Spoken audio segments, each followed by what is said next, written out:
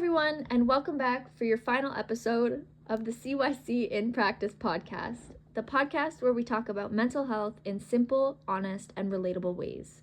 Whether this is your first time listening or you've been with us through every episode, I'm so glad you're here. Today's episode is a really important one, and I want to start off by saying if you or anyone you know is experiencing a mental health crisis and needs immediate help, please do not hesitate to reach out to a professional. In the Ottawa area, you can call the crisis line at 613-741-6433. For those of you who don't know me yet, my name is Brianna Leeper, and I'm going to be your host for today. I'll be walking you through two really important and often misunderstood mental health diagnoses from the DSM-5. The two diagnoses we'll focus on today are borderline personality disorder, or BPD, and post-traumatic stress disorder, or PTSD. Both of these conditions are serious, and they can have a huge impact on someone's life, but it's just as important to remember that they're also treatable. People who are living with these conditions can and do heal, especially when they have the right tools and the right support around them. Part of that support comes from all of us, from understanding what these diagnoses really mean and letting go of the stigma and misconceptions that often surround them. So, in this episode, we're going to explore what BPD and PTSD actually look like, what it feels like to live with them, and how people can find help, support, and hope for the future. My goal is to help you not just understand the symptoms and definitions, but also to see the humanity and strength in the people who live with these challenges every day. So take a deep breath, get comfortable, and let's dive right in. Borderline personality disorder, or BPD, is a mental health condition that really impacts how someone thinks and feels about themselves, the people in their lives, and the world around them. It's called a personality disorder because it tends to show up in long-term patterns, not just a bad day or a phase, but more like a way of thinking, feeling, and interacting that's developed over time. One of the things with people with BPD often struggle with is this deep, intense fear of abandonment. And it's not just about the big things. Even something small, like a friend being late or someone not replying to a text right away, can feel devastating. This fear can drive people to go to great lengths to avoid being left alone, even if those actions sometimes push people away, which of course is the exact thing they're afraid of. Relationships for someone with BPD can feel like an emotional roller coaster. They might feel incredibly close to someone one minute, almost idealizing them, thinking they're the best person in the world.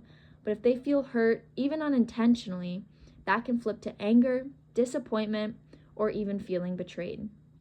These swings can feel confusing and exhausting, both for them and the people around them. A big part of BPD can also be this shifting sense of self. People often say they don't really know who they are. Their values, goals, even their likes and dislikes can change from one day to the next. It can feel like they're constantly searching for who they're supposed to be, which can be really painful and disorienting. There are other symptoms too. Impulsive behavior is common. Things like going on sudden spending sprees, driving dangerously, engaging in unsafe sex, or turning to substances to cope. It's not because they don't care about the consequences. It's more like in that moment, the emotional pain feels so big that they just want relief.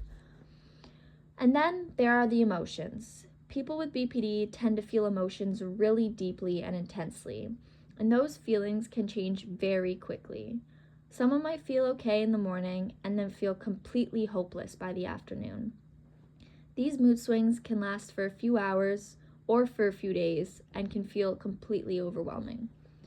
A lot of people with BPD also talk about this feeling of chronically empty, like no matter what they do, something inside just feels hollow or missing.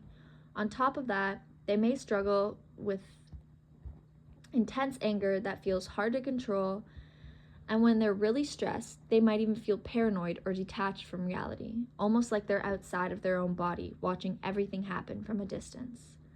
It's important to say that living with BPD can be really hard. It can feel like your emotions are constantly on overdrive and your relationships are always hanging by a thread. It can also be hard for the people around them to understand what's going on. But what's just as important to say is this: it's not their fault. Many people with BPD have experienced trauma, neglect, or chaotic relationships in their early lives, which can shape the way they relate to others and cope with emotions.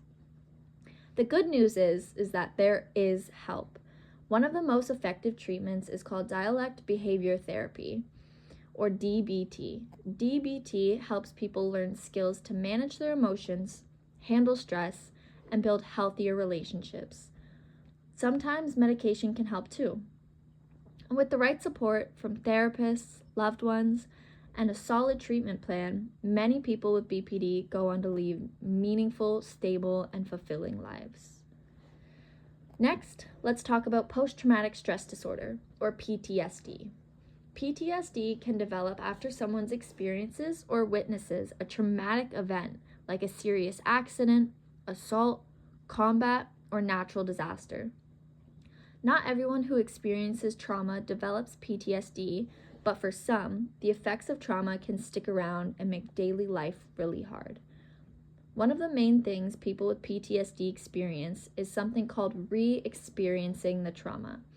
This can show up in a few different ways, like having vivid nightmares about what happened, or even flashbacks where it feels like you're right back in the middle of the event again. Some people also have intrusive thoughts. These are memories or images of the trauma that pop into your mind when you're not inspecting it, and they can be really hard to shake. Another really common part of PTSD is avoidance. People often try to avoid anything that reminds them of what happened. This could be certain places, people, activities, or even conversations that bring up the memory of the trauma. It's a way of protecting themselves from feeling that pain again, but over time, it can make life feel really small and isolated. PTSD can also change how someone feels about themselves and the world. People might feel numb or disconnected from others, like they're just going through the emotions of life. They may lose hope or have a hard time trusting people, even those they were close to before. And then there's what we call hypervigilance. This is when your body and mind are stuck in high alert mode. You're constantly on edge, scanning for danger, and it can be exhausting. People might feel jumpy or startled easily. They might have a short temper or feel irritable a lot of the time, and sleep can be really difficult, either falling asleep, staying asleep, or feeling rested.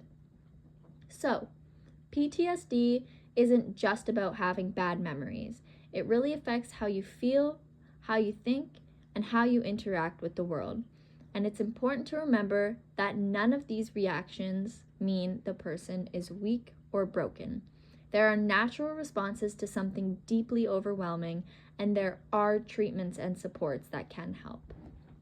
It's also really important to know that PTSD can affect anyone: children, adults, veterans, survivors of abuse, and it is not a sign of weakness.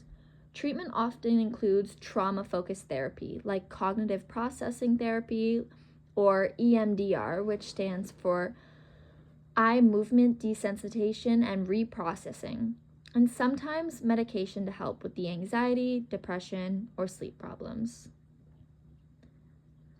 Recovery is possible, and many people with PTSD go on to live meaningful, fulfilling lives.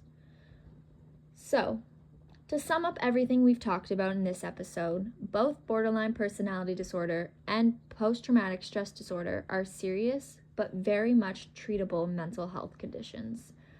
They can be incredibly challenging to live with, but they don't define a person. The most important thing to remember is that people who live with these diagnoses are just that, people, and they deserve compassion, understanding, and support. With the right help and the right tools, it is absolutely possible to manage these symptoms, heal from the pain, and build a meaningful life. I really hope that this episode helped shed some light on what these conditions actually look and feel like, and helped you see the humanity behind the labels. If you or someone you care about is struggling with their mental health, please remember that you are not alone and help is out there. Reaching out to a mental health professional or even just talking to someone you trust can be the first step towards feeling better. And if you or someone you know is in crisis, do not hesitate to contact Crisis Hotline in your area. There is always someone ready to listen.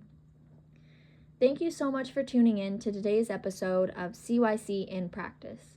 I hope you learned something useful and feel more informed about these diagnoses, and maybe even a little more inspired to approach mental health with kindness and openness. Remember, we all have mental health and we all deserve support when we need it. Until next time, take care of yourself, take care of each other, and never forget that even small acts of understanding and love can make a big difference in someone's life. Lots of love to you all. I'll talk to you soon. Brianna.